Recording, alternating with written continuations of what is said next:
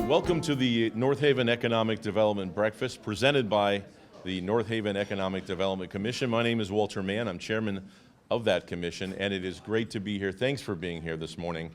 It's great to be back. We used to hold these breakfasts twice a year in the spring and fall, but then the pandemic hit and the world changed and things stopped and slowed. But in terms of economic development, even during the pandemic, things were moving along here, albeit at a slower pace. There was still economic development going on. But now that things are back to a more normal state, things are at a busy pace in terms of economic development here in North Haven.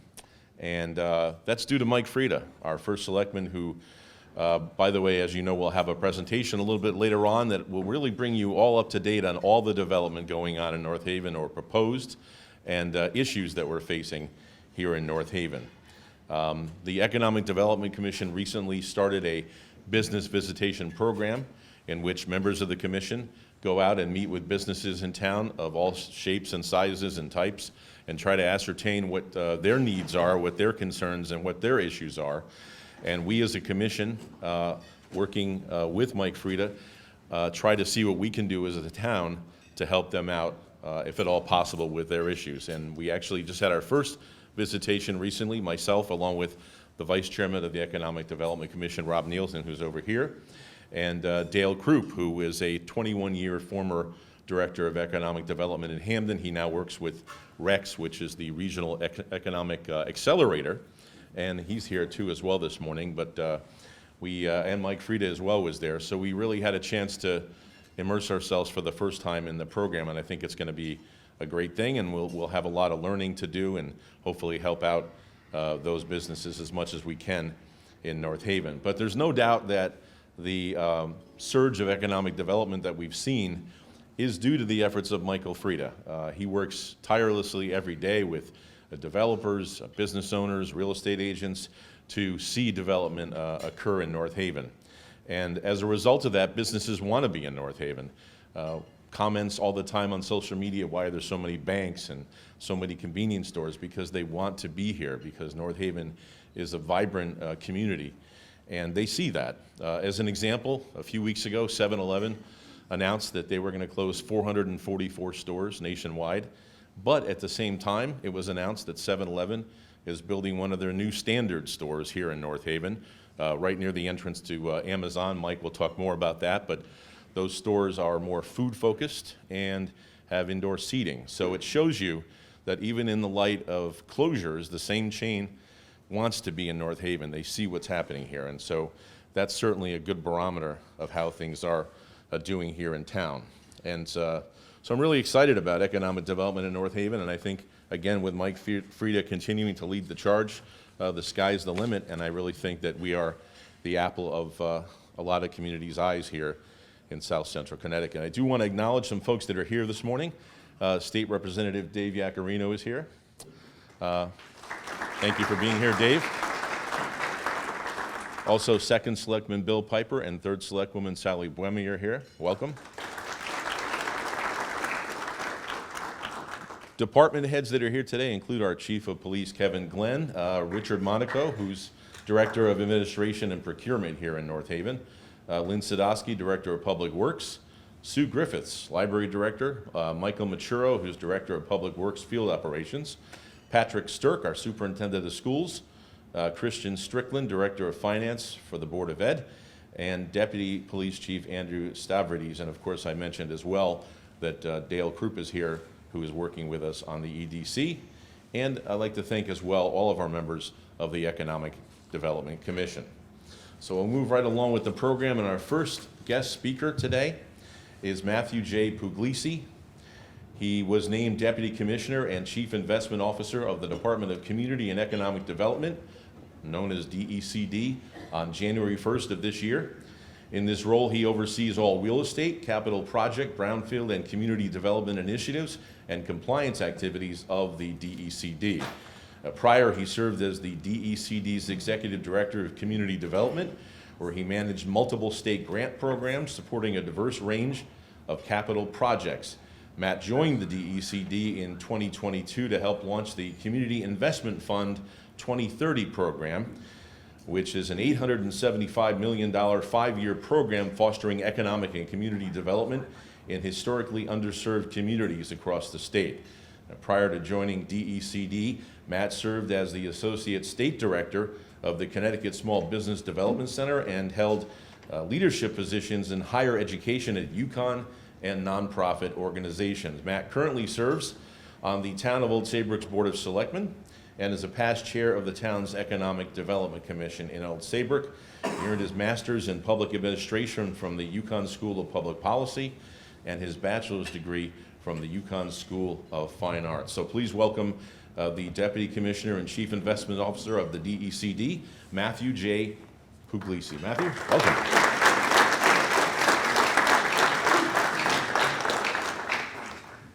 Thank you. I think this is working, but I'll use my fine arts degree to make sure that I project so everybody can hear me. It's great to be here in North Haven this morning, and I really appreciate the First Selectman inviting me to speak on behalf of DECD. So I think one of the most important things to start with is, we always take kind of this moment of thinking everybody out there in the public, in the private sector, knows what we do at the state of Connecticut in DECD. And the Department of Economic and Community Development is really kind of potpourri category on Jeopardy, as I call it.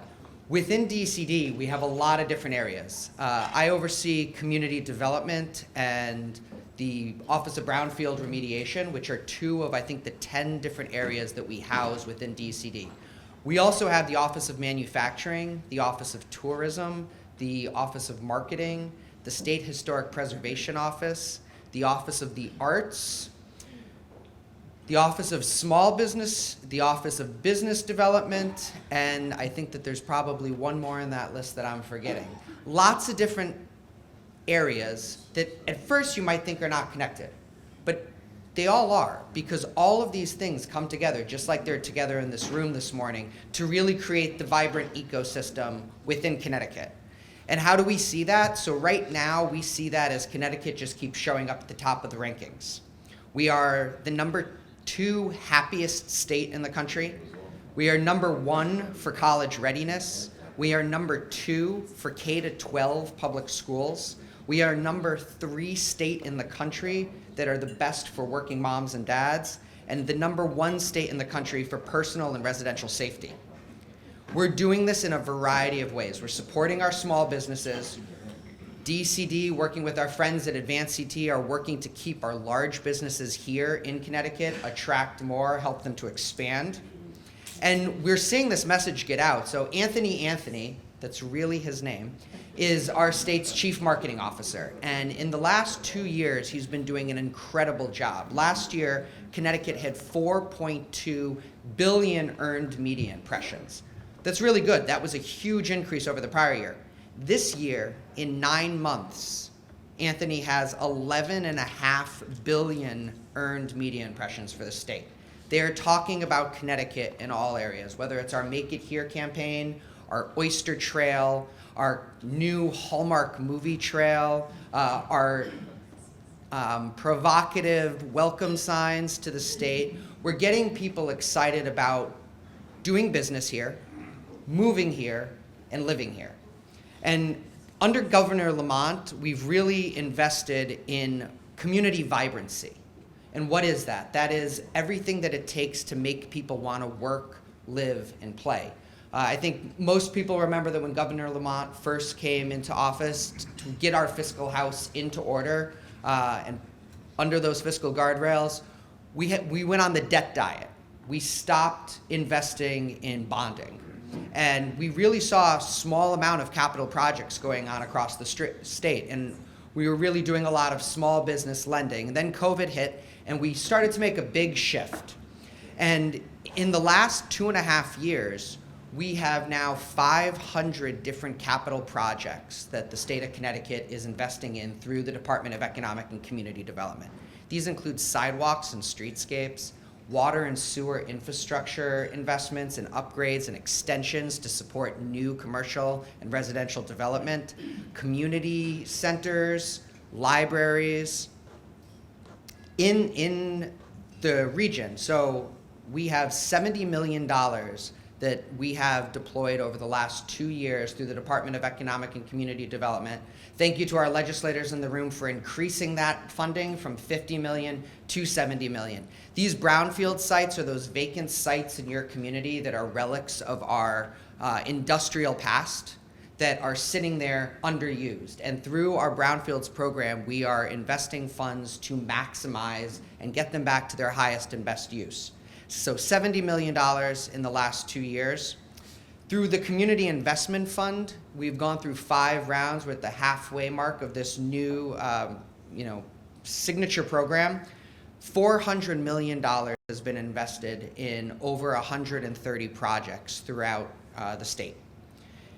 Through the Connecticut Community Challenge Program, $99 million leveraged over $200 million in private funds. This is creating new public spaces and contributing to 2,000 new units of housing throughout the state. And we're not the Department of Housing. We're the Department of Economic and Community Development. We work very closely with housing because we understand what a pressing issue it is for all of our employers in the state. That's what the commissioner and I hear as we go around speaking with First Select people, mayors, representatives, business leaders across the state.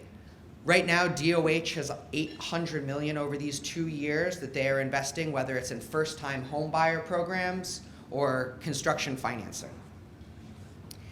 In the greater New Haven area, I put together some numbers last week when I was meeting with Ann Benowitz in the Greater New Haven Chamber. And in the greater New Haven area, DCD in the last 2 years has $86 million in 35 different projects. And these, as I said, they range from housing projects, brownfield redevelopment, new public spaces, investing in the theaters, in our arts and culture, because we need to support the business environment, and then we also need to support that vibrant evening, after hours atmosphere that makes people want to stay here and work, live, and play. But outside of these capital project investments, the state also, this is kind of fallen off of the radar coming out of COVID. We have our Small Business Boost program. In our Small Business Boost program, we are helping small business owners get the capital that they need to expand, to hire, to make themselves more competitive. Through this, we partner with organizations like the Women's Business Development Center, like HEDCO, like the Greater New Haven Chamber, the Connecticut Small Business Development Center. Through these programs over the last 2 years, 3,000 business owners, 3,000 small business owners have received free counseling and technical support, how to expand cybersecurity in their businesses, how to do better in terms of marketing and customer acquisition, how to prepare themselves to go to the bank and access the capital that they need. We've also provided 520 loans worth $63 million. And this fund is over a $100 million fund that DCD invested in 3 years ago. So that means if you need financing right now, DCD offers you the technical support to get yourselves bank ready, and then also the partnership to get low interest financing at 4.5% interest rate right now for your business. So if that's something that interests you, please make sure to reach out to DCD. And I think that's the final message really that I have for you. As we're getting ready for the legislative session, the commissioner, myself, senior leaders, we are talking to businesses, big and small. We are talking to our elected leaders and communities. We need to know what your most pressing concerns and priorities are as we go into this legislative session. But if you are running into challenges in your business, please reach out to DCD. It might not be something that DCD can directly help you with, but we also view ourselves as an ombudsman for all of the business community. If you have a permitting issue with DEEP, we want to help you understand how you can get that solved. If you are looking for financing for a housing project that is only a housing project and don't know who to talk to, pick up the phone, call us, email us. We want to help connect you to the right people, not so you get lost in the maze of state of Connecticut websites. We want to help you grow your business and attract more people here to live and work and play in Connecticut. So First Selectman, thank you very much for having us this morning. It's a pleasure to be here. The Commissioner and I have been here now over the last couple of months, 3 or 4 times. We're working on a couple of different projects with the First Selectman and his team, and really excited to see North Haven continue to grow. Thank you.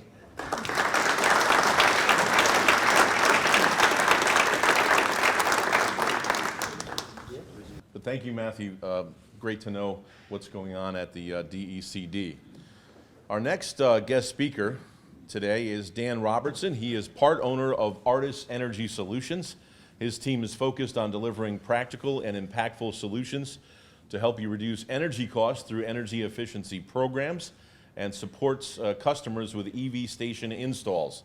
He believes his team can help you whether your focus is on reducing costs, creating a better environment for your employees and customers, becoming more sustainable, attracting new customers, or a combination of the above. As a background, Dan started his career in technical sales at Westinghouse and spent 16 years at GE in a variety of roles in the electrical, healthcare, and cancer diagnostic space.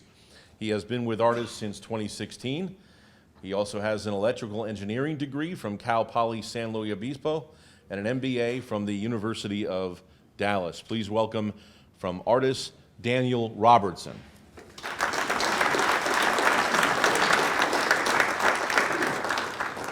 Good morning, everybody. Good morning. I want to thank the EDC. I want to thank Mike Frieda for giving us the opportunity to be here. I want to highlight something about Mike. I've known him for a few years. He does a lot of things behind the scenes to work for business owners, non-for-profits, and bring things to the table. Let me give you an example. We do energy efficiency. So we help businesses, non-for-profits, go to LED lighting, upgrade their installation, save money, get a better environment for their employees, boost morale, make an inviting environment to customers. He's been instrumental in going to bat for that, and we're able to utilize utility incentives and leverage those to put projects together for you to benefit you, because this session is about you. So to give you some numbers, Matt was talking about the state, but just locally, United Illuminating has given 30 projects about $360,000 worth of incentives. They also do 0% on-bill financing, about $240,000 there as well. So there's a lot of opportunities for you. There's great incentives out there for you. Again, it's not just about reducing your energy costs, it's better comfort, better environment, and then your employees see what you're doing out there. And I know as a small business owner, cash flow is such an important factor. We all face that, we fight for that, especially after COVID.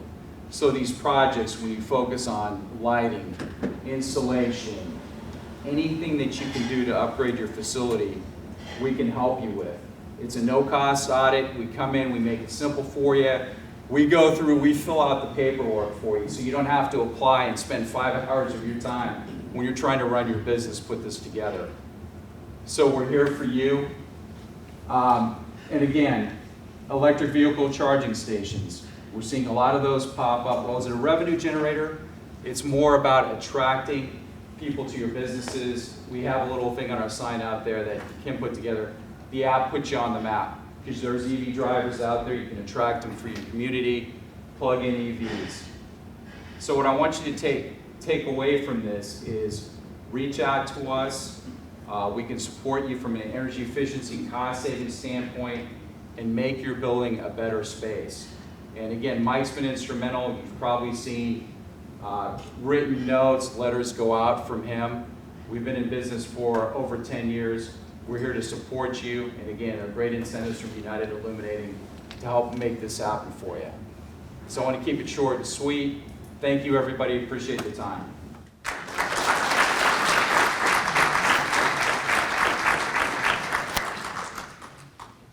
All right. The main event of, I would say, of today's presentation of our breakfast is to learn all about what's happening in North Haven, and to do that is Michael Frieda. Now, a little background for those of you who don't know, and probably everyone knows, but before taking office in 2009, Mike was president and CEO of his companies. He was directly involved in bringing in new businesses for those companies. He was once recognized by the international who's who of professionals for his business achievements. Since taking office, Mike has been recognized by the Greater New Haven Chamber, Celebrate Connecticut, the Connecticut Economic Development Center, and CEDUS for his contributions to both North Haven and the state for his role in economic development. Mike has been two-time chairman as well of the South Central Regional Council of Governments.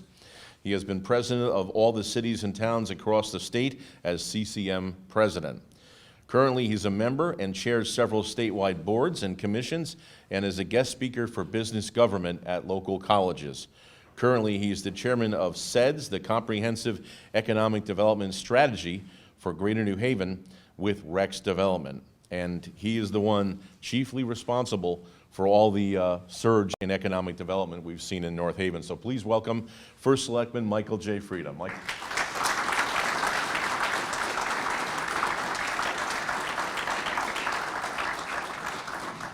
Before I get started with this slideshow, I'd like to tell you something a little bit about myself. Maybe many of you don't know that baseball was my sport. And I happen to be very fortunate that I'm in 3 different baseball Hall of Fames. I was captain of my teams, competed all over the country, and baseball taught me a very, very important lesson. And that lesson was how to deal with failure. Because in baseball, you can come up and have 10 at-bats and make 7 outs. And economic development is a lot like that. But one quick story before I get started. In July of 1995, I was captain of my teams. We had a July doubleheader at a field in Cheshire. And the manager, before the game started, said, "Gentlemen, can I have your attention, please?" I just received the league statistics last night. And our captain, our center fielder, Mike Frieda, is leading the league in hitting 500. This was halfway through a 35-game season. And he's also been announced, it announced that he'll be the starting center fielder for the National League in the annual All-Star game at Muzzy Field in Bristol. Mike, would you like to say a few words, just like that? Well, thank you very much, Chris. I want my teammates here to know that just because I'm hitting 500, that means I failed 50% of the time.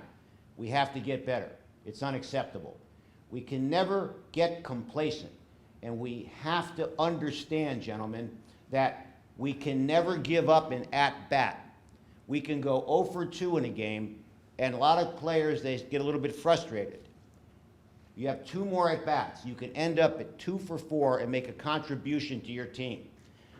And ladies and gentlemen, economic development is a lot like that. I failed a lot here. Things that I can't get at Trader Joe's is an example. But every at-bat, I want everyone here to know that for as long as I'm here as your first selectman, I will be grinding out every single at-bat as it relates to an economic development opportunity. So a few years ago, we had this bus tour, this imaginary bus tour. And by popular demand, I'm bringing back this bus. So visualize this bus being outside here, outside the door here at the Best Western. I'm going to be driving you around the town now in this imaginary bus to share with you what's happening all over the town of North Haven. And as I opened up, there are successes, there are opportunities, and there are challenges which right now I look as failures. Let's take a look at the successes. This portrait of photographs you'll see covers small businesses, medium businesses, and large businesses. We try to identify sectors where we want to bring businesses in. This was a recent business that came in, a photography company. Now consider this. People may say, well, it's a small photography company. They do weddings, they do proms, they do high school graduations. They leave a lasting legacy of a kaleidoscope of portraits for families to look back on. They make people feel good, and we endorse these small kind of businesses. This was another business on Hartford Turnpike, a rehabilitation center for senior citizens who have gone through hip replacements, who have gone through knee replacements. So we have a local therapy place here at 1870 Hartford Turnpike. One of the significance of this is a revitalization of this plaza here in North Haven. And that's very important, revitalizing some of these plazas with these new businesses. So Worcester Street in New Haven, there was a fire about a year and a half ago, almost 2 years ago, where this long-standing business, Abate's, a very popular pizza place and restaurant in New Haven, they had no home. Lou Abate came to see me. We put this together, and they are now very successful here in North Haven on State Street, 61 State Street. We now have a formal and official New Haven pizza restaurant here in North Haven. 336 State Street. This was a total renovation in North Haven. This was a dilapidated building that's been revitalized. And we've got a few different businesses in there. Most recently, a business called Automovated. It's an automobile restoration facility. At 341 State Street, the owner of this industrial area and I have worked closely together for years. There was a brewery that, for whatever the reason, could not get started in any city or town they tried to bring this business to. They called me, Alex called me at 341 State Street before he moved in there. I called the property owner, a deal was put together. This is now a very popular destination in North Haven at 341 State Street. These breweries are becoming very big, very popular. There's now a food component here. And since this happened, we now have expanded this with additional space to solidify its place here in our town. So over on State Street, this is an example of revitalization, buildings that have been revitalized. And at this location here on State Street, Caps, this is a roofing company, bought this building, Frank Capuano, and has revitalized it with new businesses going in there. The optics of this look very good at a major point in North Haven, right off the Route 40 connector.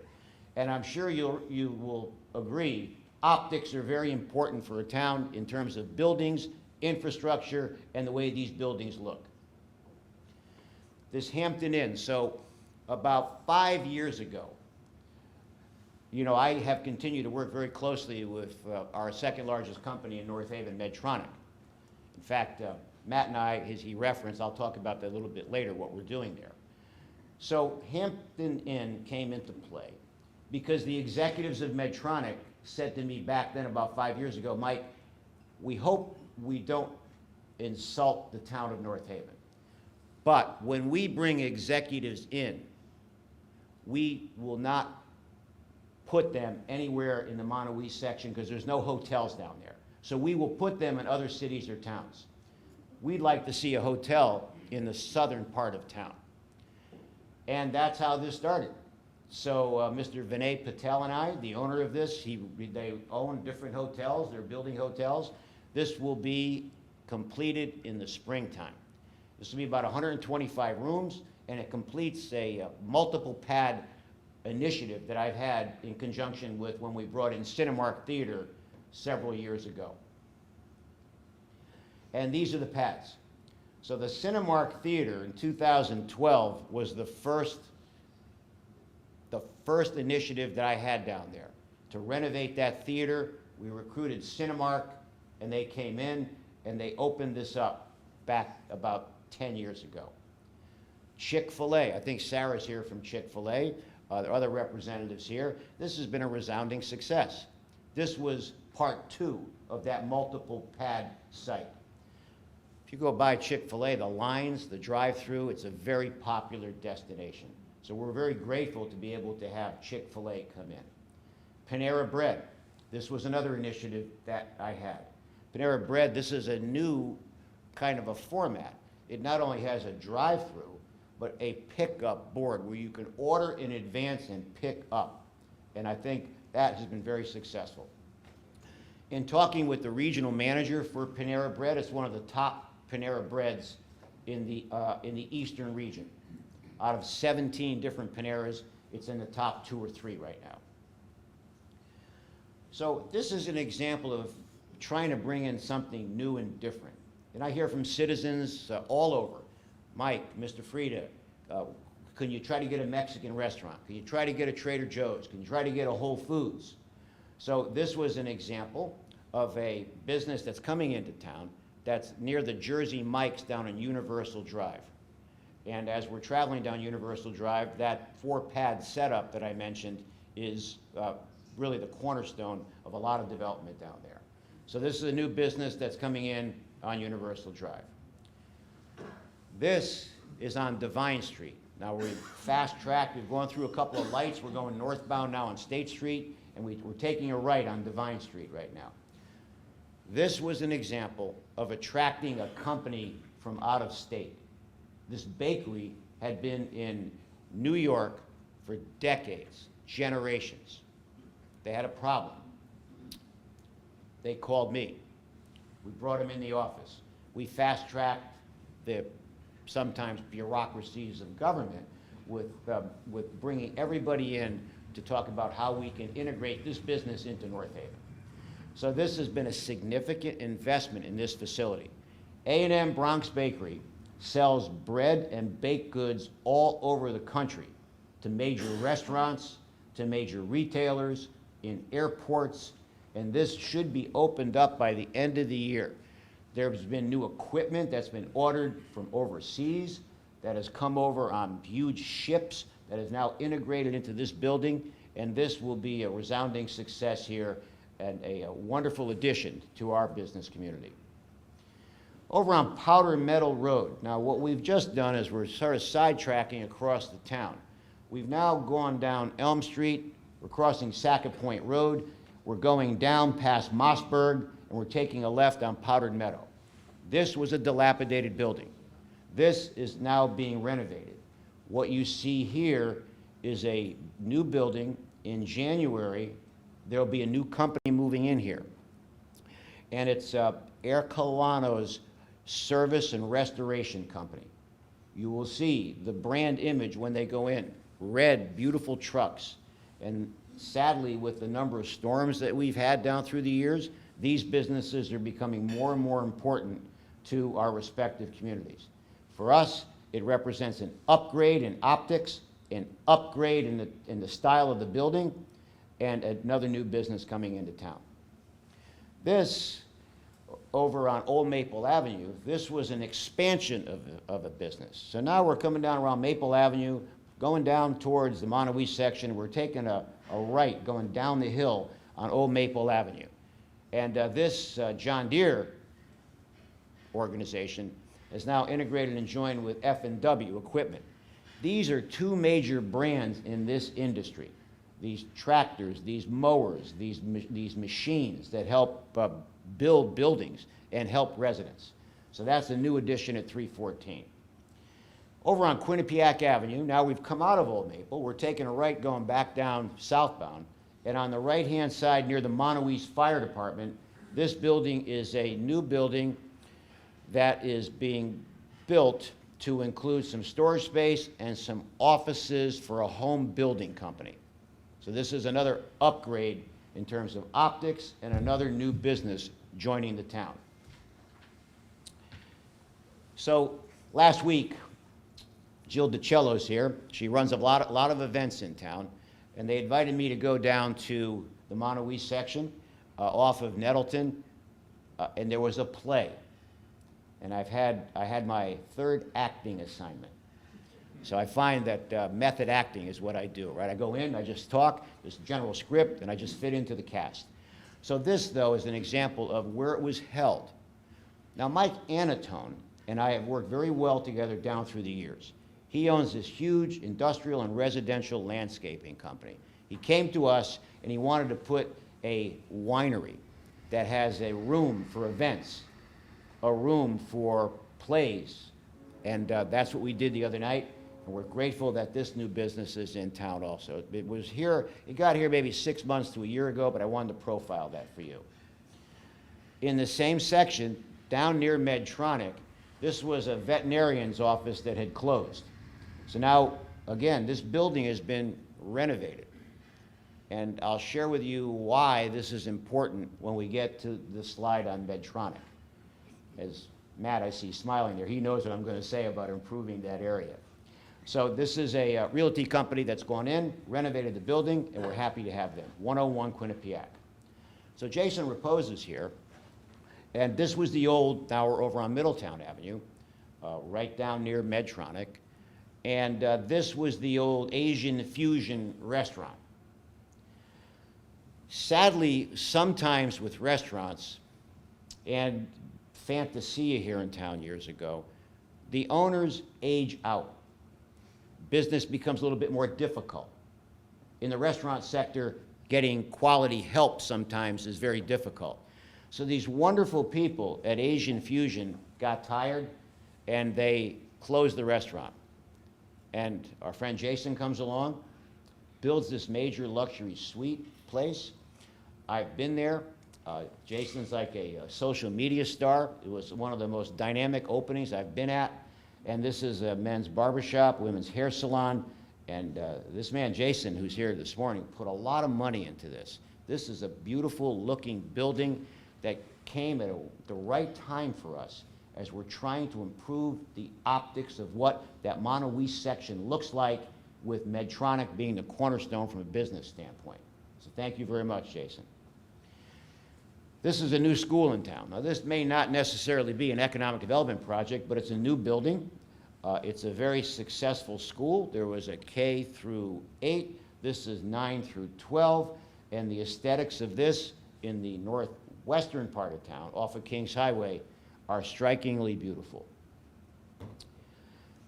Stop and Shop Plaza continues to be a problem.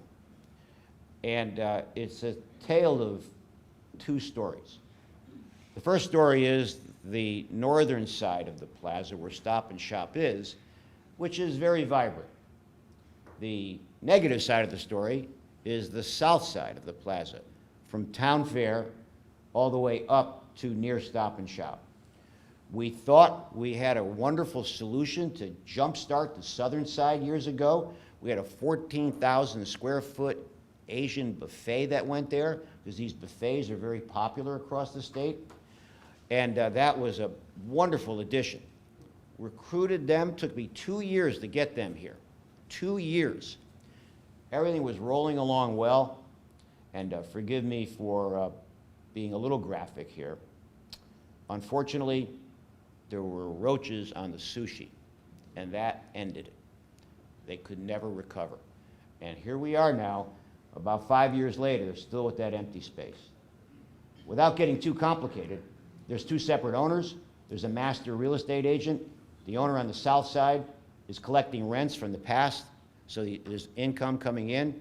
And in working with both groups, I'm told that it will be another year before we could start really getting that south side of the plaza fully completed. And what we see in economic development, if there's no motive, no motivation for the owner to buy or to sell or to put businesses in there, it sort of ties our hands to a certain extent. But go back to what I said about baseball. It's another at-bat for me. We're grinding away to try to get foul-off pitches, get on base, and maybe score a couple of runs on this. However, this represented a symbolic representation of some progress that we have there. We get a lot of calls, I do, hey Mike, hey Mr. Frieda, can you get something to help our children? We need more activities in town. Just Tumble has come in. It's been a great success. It's sort of a training center for boys and girls who want to be gymnasts, and it filled 11,000 square feet of that vacant space that's just south of Stop and Shop. So to use another baseball example, we got a leadoff single. Now we got to get some runs. We got to get men on base and start scoring some runs on the southern part of that plaza. In the northern part of the plaza, this ties in to what I mentioned earlier about people wanting something new and different in town.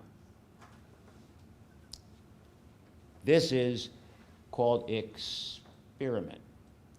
You can go in there, take your children, and you can put goggles on. You could take a tour of any country. You could take a tour of the United States.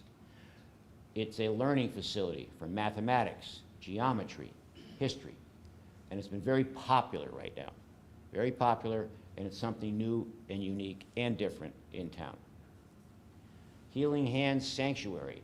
This is in the Paul Mitchell studio. many people do not realize.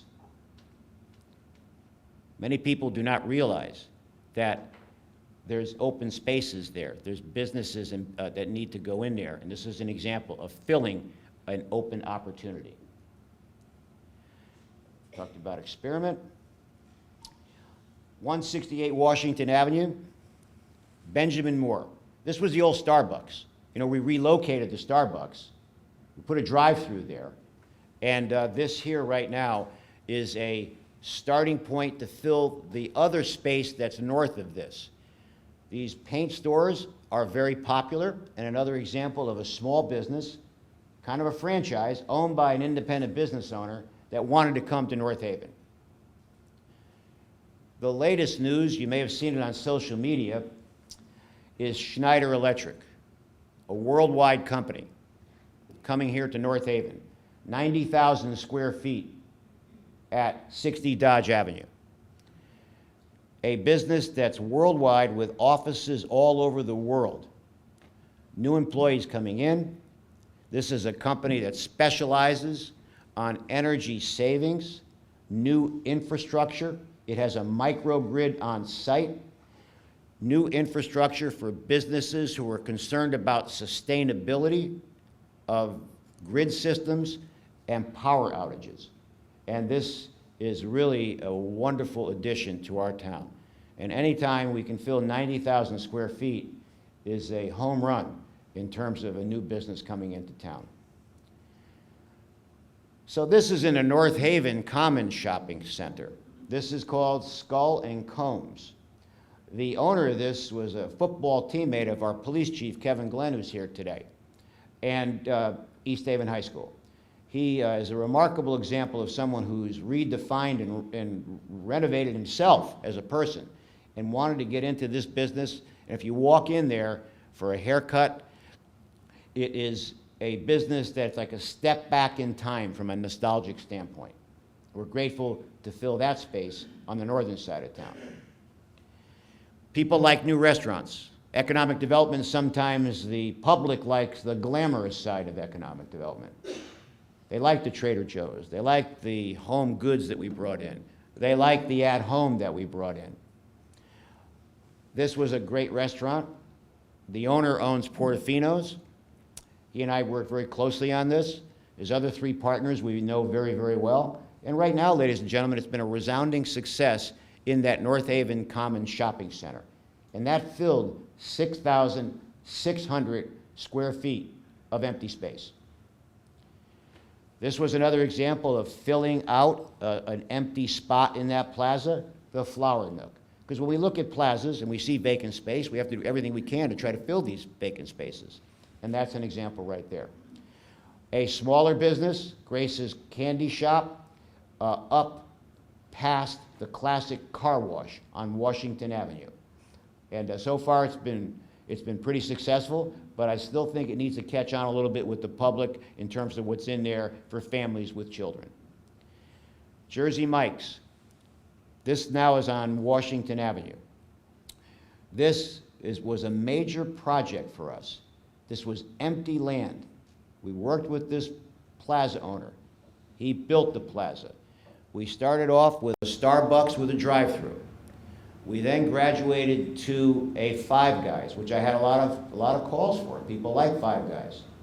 We then were able to attract one of the hottest franchises in the greater New Haven area, Haven Hot Chicken.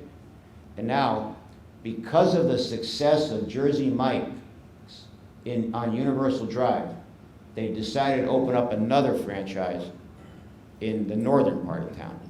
So this is fully complete right now, and if you drive by there, near the CVS, it's a building that kind of pops out. It's a great optic. Over across the fairgrounds, as we're zigzagging across the town, now we're on Washington Avenue, Route 5, Forbes Fuel. This is a 4,200 square foot store. It will serve breakfast items, lunch items, a mini grocery store with, of course, a gasoline and diesel component. This you would consider to be a highway rest stop, and we're hopeful that there's enough space here because we have another restaurant that would like to go there, and we're working on that very closely. On the north side of Amazon, Walter Mann reference this. There's 9 acres there.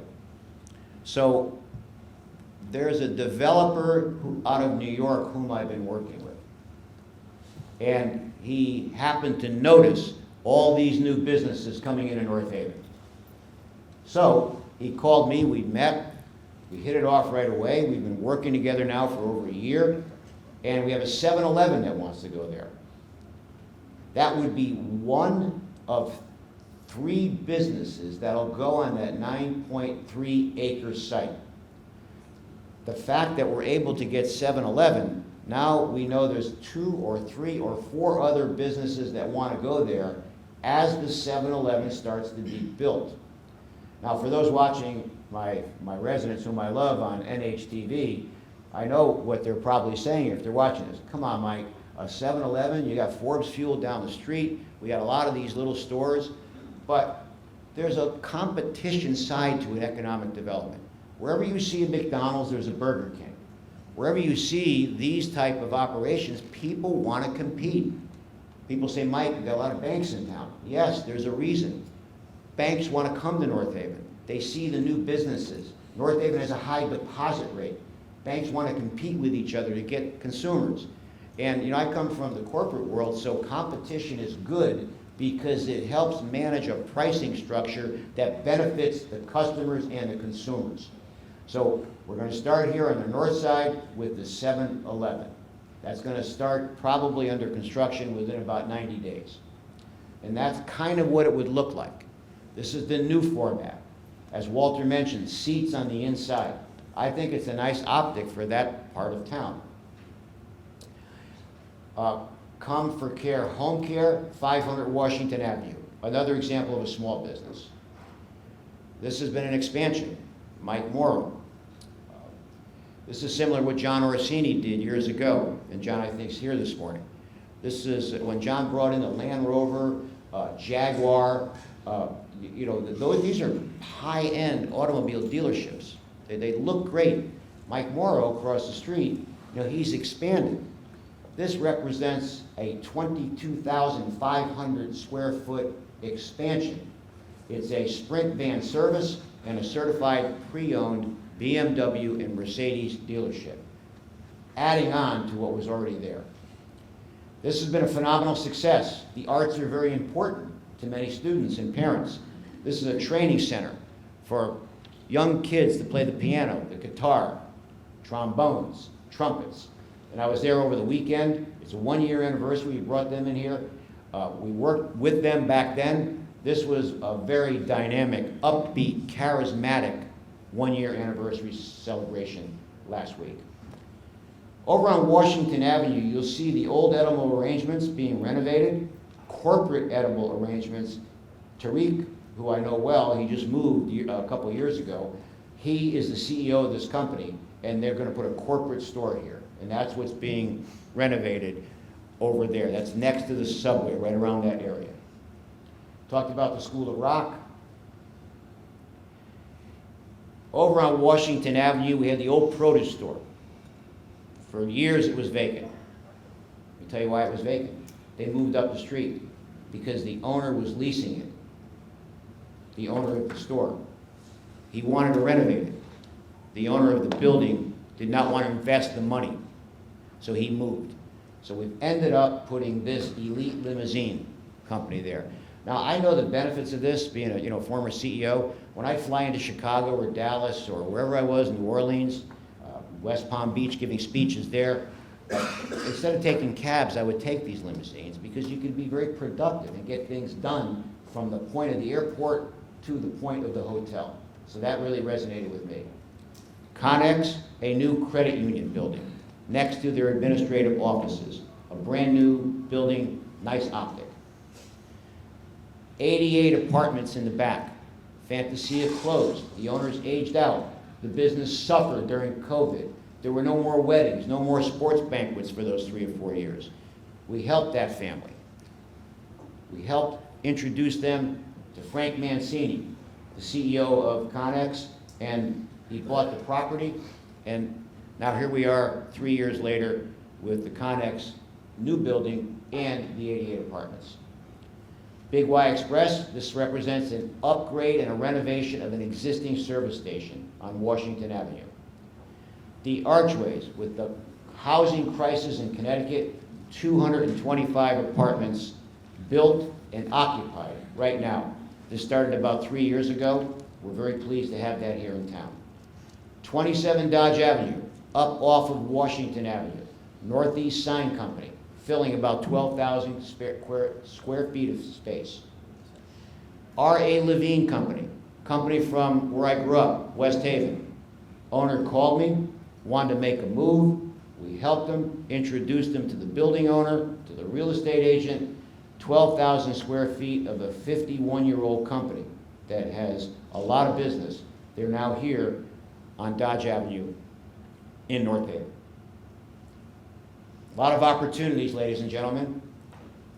Dominic DiMartino's here this morning. He's been a great partner for the town.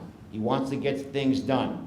For those that don't know, Valley Service Road, 74% of it is wetlands, non-developable.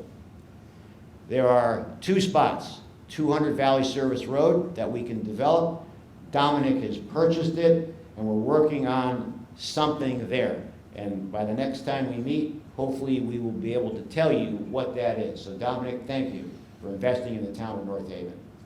400 Valley Service Road. This has been purchased by Vin Capasso from Capasso Construction. He and I have been working very closely together. I envision this as something to resemble or be an 18,000 to 40,000 square foot industrial building to try to get contractors who are looking for space in North Haven. And those contractors could be electricians, plumbers. That's what we see at 400 Valley Service Road. This was always a challenge. Now it's an opportunity. You'll see a fence around this building next to the fairgrounds on Washington Avenue. That building will be torn down within the next 3 weeks. And I am working with a developer out of Westport. We've got a very exciting concept that can go there. So stay tuned. Watch for the demolition. That's going to set the stage for something new there after all of these years. You may say, hey Mike, how come it's taken so long? Well, there's 2 different owners. The owner of the building does not own the parking lot. The owner of the parking lot does not own the building. The owner of the building only has 5 or 6 parking spaces.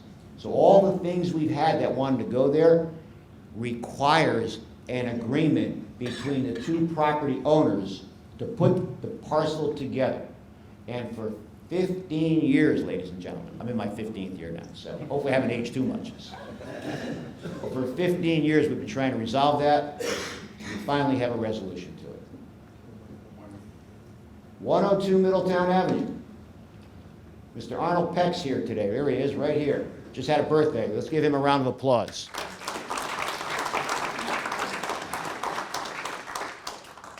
I took office in 2009. This has been vacant and dilapidated for probably 10 years before that. So Mr. Peck comes along. Arnold and I work very closely together. We see Mario Carter, the law firm over on Monteluce Avenue. That was a house that was rodent infested. Arnold and I worked together, man of his word.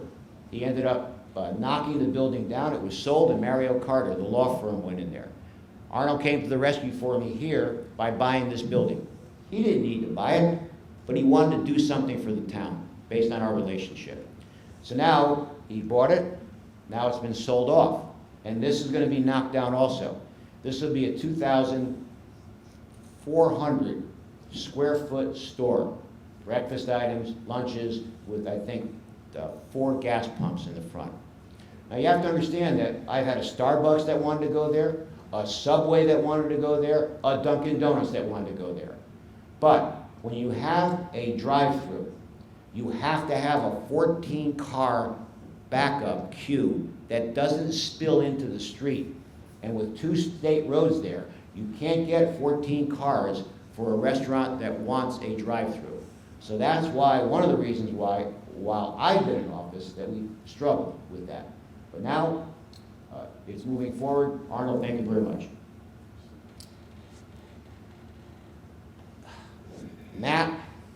Dan O'Keefe and I, we've been spending a lot of time at Medtronic.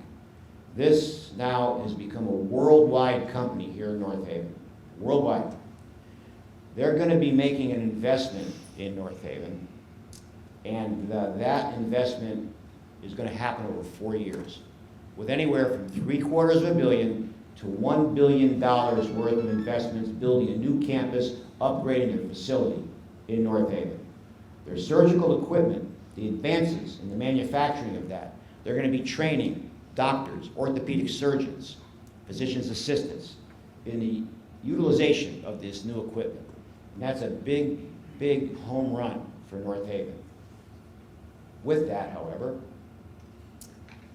comes the fact that we have to improve the area. That dilapidated gas station right there is one example of progress. That building that was once a veterinarian office with the new realty company, that is an example of progress. But Matt and I are working to bring other developers in to try to put a 10, 15, 20, 30-year plan together to revitalize the whole area. That's part one. But on a parallel path, we're trying to pick off these buildings and improve those buildings. Because think about it from a Medtronic standpoint. Worldwide company, high-powered professional people coming in. If you drive through the area, it's a little bit depressing. So we're doing everything we can to improve that. This is another example, 238 Quinnipiac Avenue, another example of a challenge. For years, we had a Dunkin' Donuts that wanted to go there, but the residents don't want it because of the traffic in the area and the drive-through, the panel. So we're struggling to figure that one out. 585 Washington Avenue, former Sips Cafe, another example of an owner that doesn't want to sell it. We have a lot of people that want to buy it, but they don't want to lease it because they have to put all the money in for something that they don't own. So that's something we're kind of struggling with in town. Former Rite Aid, for 2 years, been trying to figure this out, talking to the previous owners, talking to the commercial real estate agents. We have Vinny here. Where's Vinny? Right here, another real estate agent I work very closely with. He's been trying to help. We have people that are interested, but it's been foreclosed on. TD Bank now owns it. They're assigning a realtor to it, and I'm in the process of setting a meeting up with the retailers. We have to work collaboratively on this to get this 12 to 14,000 square foot facility occupied. And this was right next door to Medtronic. So as we come to a conclusion here, the future of North Haven is very bright. Economic development also reminds me of a song by the Rolling Stones. Some of you have heard me say this before.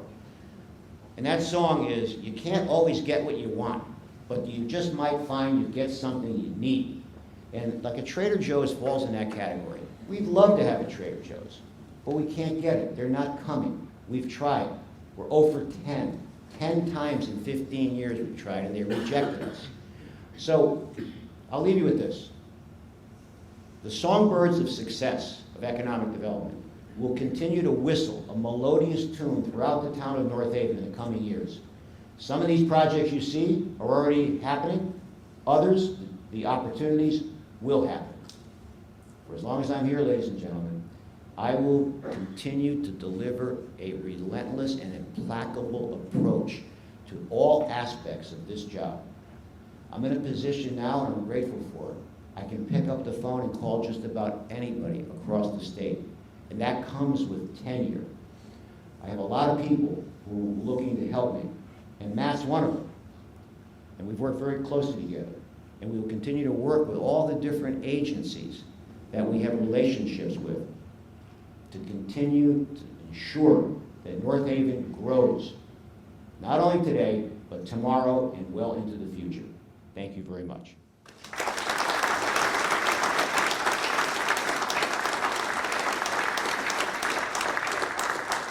So look, I know everyone's on a tight schedule. I'll be more than happy to answer questions. I had a question from Rose at this table earlier. I'll tee up the first question if you'd like to ask me any questions. Rose asked me, Mike, what was the status of the train station? Well, the status of that train station is The state has invested about $7 million, $7 million in the design phase. Because they've invested that money, that train station will happen. But the construction money is not there yet. And until the state releases the money to start the construction, it's not going to happen until that happens. I'm going to step away here for a second and come to the audience. So, I was asked to call the governor by the DOT to try to get this funding in place. So I haven't done that yet. But as I said to Rose, I think we're about 2 years away from this. It's going to happen. It'll be at the end of Stiles. I've introduced the DOT to Pfizer, who owns the property. It will be a lease, a long-term lease, and it will be similar to what we see like in West Haven, straddling the tracks with the depot right there. So that's the answer, Rose. I gave it to you twice now. That's the answer to that question. I got it. Okay. Any other questions? I'll be more than happy. Mike, what about that post office annex, that building down there in Middletown Avenue? So to Rob's question here, so they closed, the post office is consolidating. So they closed that facility. That was where our postmaster was. And that was where I was able to, when people weren't getting mail, I had a relationship with that postmaster. So now that building is vacant. So now they have to decide, Rob, what they're going to do with it.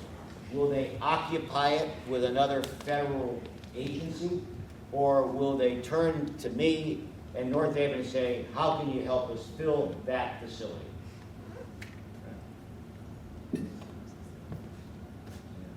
Mike? Sally? Yes, I often get asked about Trader Joe's by my sister a lot. Can you give us some of the 10 reasons why they said no? Yeah, I don't know if there's 10, but there's Well, you said there's 10 several. You said 10 times, so Well, I did. I tried 10 times. I did. So we had them to go to the old Howard Johnson's, that slide that I showed earlier.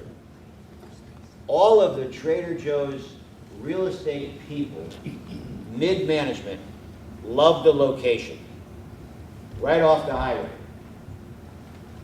And then the top person from Trader Joe's decided to say, no, we don't want to go there.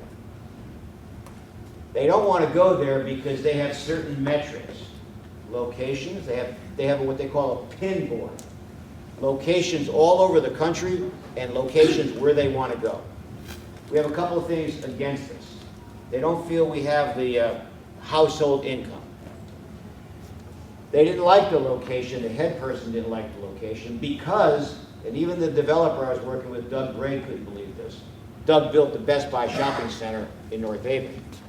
They didn't like the location because it didn't conform to the pin on their map, their corporate map. There were other cities and towns that had pins in them.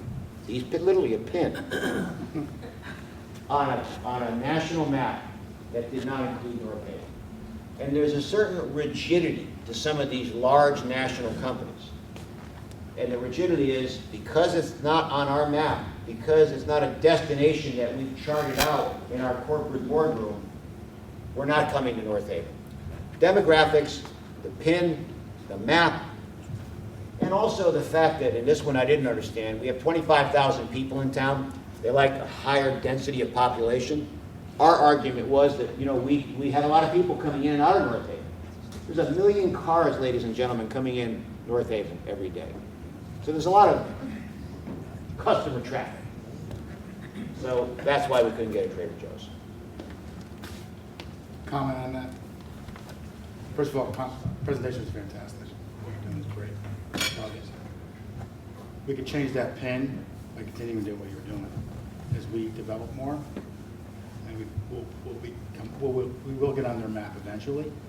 So I believe it will happen over time. Yeah, Tony makes a good point here, and that is sort of what we talk about. We grind these at-bats out. You just can't give up. You gotta keep moving forward and try to get these businesses. If it's not a Trader Joe's, maybe it's a Whole Foods. But so thank you. Sean?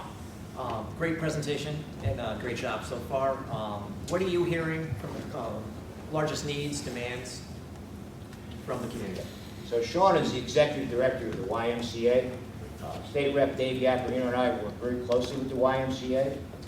So what we're hearing a lot, and Sean and I have worked on this, child care for couples who both have to work. It's lacking in North Haven, and not only in North Haven, but in other areas. So I'd say child care is number one. Secondly, I was appointed at a statewide level to be one of 7 mayors working with the Dalio Foundation and working with the Boston Consulting Group to identify a solution for what is 119,000 young kids aged 14 to 22 who become disenfranchised in our society. So we have done a lot of work. We did a press conference in Hartford 2 weeks ago. We revealed our report, and getting jobs is a big thing for kids. They get frustrated because there's no single entry point. They get kicked around. They don't know where to go. They get frustrated and they just give up. After school activities. We visited cities and towns all over the state, this commission, and we heard the same thing. They're bored after school. No transportation, particularly in the urban areas. Nothing to do after school. Single parent households, which really affect them. So I would say, Sean, it's, like I said, the child care during the day, the ease of getting a job, and also this boredom that has contributed because they don't know what to do after school. And this is where the YMCA comes in. And the YMCA, based on the meeting I had with Sean, one of his colleagues, John, introduced them to the Dalio Foundation. YMCA is in the report in terms of helping disenfranchised youth. So that's a very good thing. And I'll tell you, folks, it was a lot of time, but very rewarding. I had kids' parents call me after we completed, thanking me for spending time with their children at these individual tables like this, giving them advice and trying to, and right now, I'm actually a mentor for 3 of these kids. And lastly, here's the other thing I learned about jobs. So I was a guest speaker at the CBIA Annual Board of Directors meeting in Madison about 3 weeks ago. Chris DiPantimio came and testified before us as a commission. He's the president of the CBIA. There are thousands and thousands of jobs out there. I met with Paul Mounds, who's the COO of Yale New Haven Healthcare. He and I became very friendly when he was Governor Lamont's chief of staff. 97,000 jobs available at the Yale healthcare system. A lot of them don't require college degrees. But the connection, the youth are having a tough time getting connected to the right way to apply for these jobs. So that's another thing we're working on. Renee, I like, how are you? in connection with the manufacturing piece as far as workforce, we're finding the fact that a lot of our manufacturers are lacking in finding the talent or even students possibly going into the field of manufacturing. What do you have on your agenda to try to help with the schools in steering the students towards the health and manufacturing jobs? Well, I have a star player, Ann Benowitz, who's here today, and she's doing a great job on that, helping us with that. She's been in the school systems. We're trying to introduce the concept of these type of jobs for our high school students. And Ann has done a great job with that, working with the chamber. We have to make it known to these high school students that there are other jobs out there that pay a good wage that may connect them with something that they would like to do. I've even had the president of the New Haven Manufacturing Association come in and speak with students. So I think the key there is, Renee, is to continue to illustrate that there are jobs out there for those that may not want to become a corporate executive or a teacher or other professions. There are a lot of good jobs out there. and these companies need to fill those jobs. Yes, Hi, I'm Sherry Strucali from the Agency on Aging. thank you for what you do, Sherry, here in North Haven. We love having you here. So I get a lot of questions about two things. One, senior housing, and two, transportation, because that's really difficult for a lot of our seniors. Can you give us some information about that? Senior housing is a challenge. It's a challenge because we have developers that don't necessarily want to go through the process of HUD or CHAFA, because they have to make the investment up front, and then the rent subsidization comes after. So we have had some success. The Vigliotti Corporation is an example. They're building about 140 55 and over units. They work closely with us. I introduced them to the family who owned the property. They bought the property. So you're familiar with Tuscan Villa, right, Sherry? So this will be in that area, an extension of what Tuscan Villa is, a 55 and over community. We have our own housing authority. We've got about 102 units there. One is being renovated, 555 Pool Road. So we've got grants, millions of dollars that we poured in there, with grant money to help improve the quality of life for the seniors. But, to Sherry's point, it's not enough. We have to do more. But the key is in finding a developer that wants to do it and finding the land where it could go. So, transportation. I also sit on the board of directors for the Greater New Haven Transit District. They're going to be over on State and Sackett Point Road, building a new facility, Sherry, in North Haven. That's the shuttle bus system for the disabled, for seniors, as a way to augment the transportation system for those senior citizens who aren't necessarily going to go on a big transit bus, like 24 seats to each bus.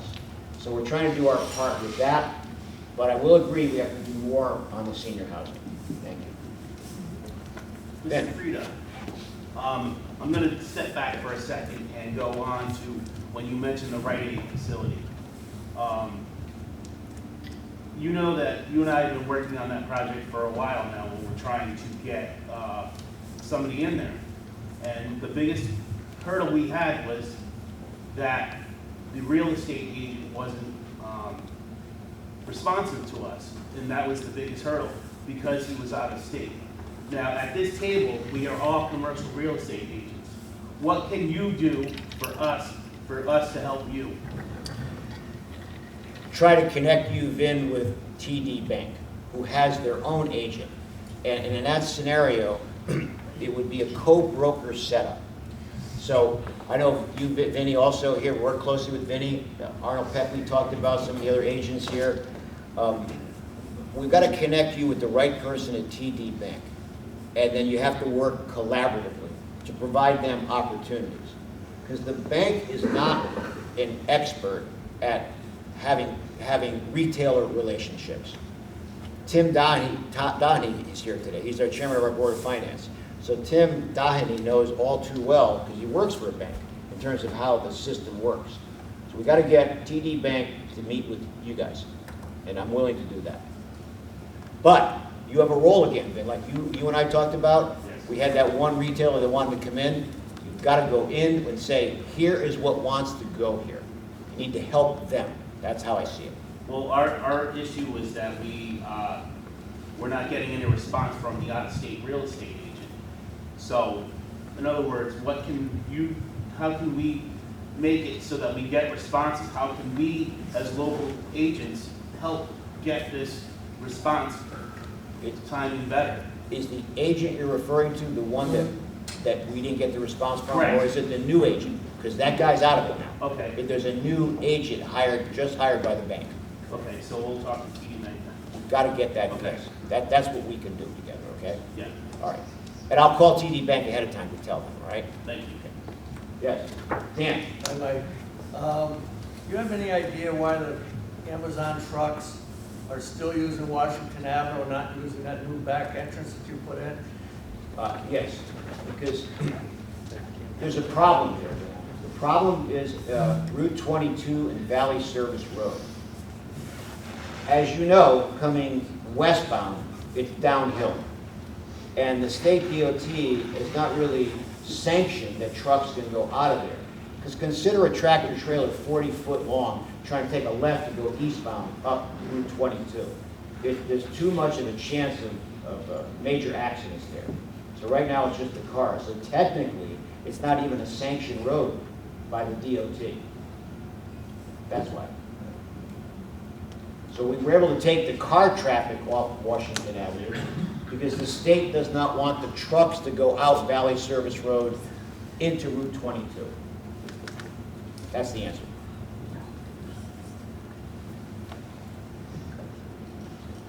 Well, I'd like to thank everyone here for coming this morning. Thank you for the questions.